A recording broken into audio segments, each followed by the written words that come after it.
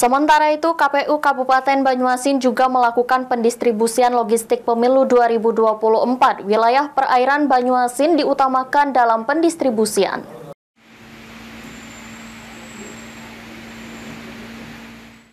Komisi Pemilihan Umum Kabupaten Banyuasin melakukan pendistribusian logistik pemilu 2024 ke lokasi terjauh di wilayah Kabupaten Banyuasin.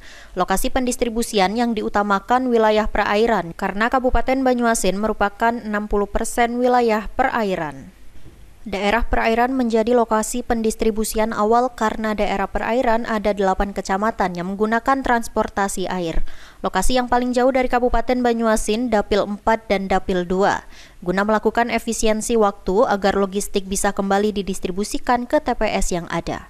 Ketua KPU Banyuasin, Aang Midharta mengatakan, dirinya sudah turun langsung ke lapangan serta mengecek langsung ke tempat penyimpanan logistik di kecamatan tersebut. Dan saat pengiriman logistik ke perairan nantinya memakai kapal tongkang, sedangkan untuk keamanan kotak suara agar tidak rusak. Kotak suara dibuat 2 lapis kantong plastik luar dan dalam, melihat cuaca yang saat ini sedang musim hujan dan melalui jalur air. Untuk distribusi, yang pasti kita pilih daerah terjauh. Itu terdiri dari lebih kurang 8 kecamatan.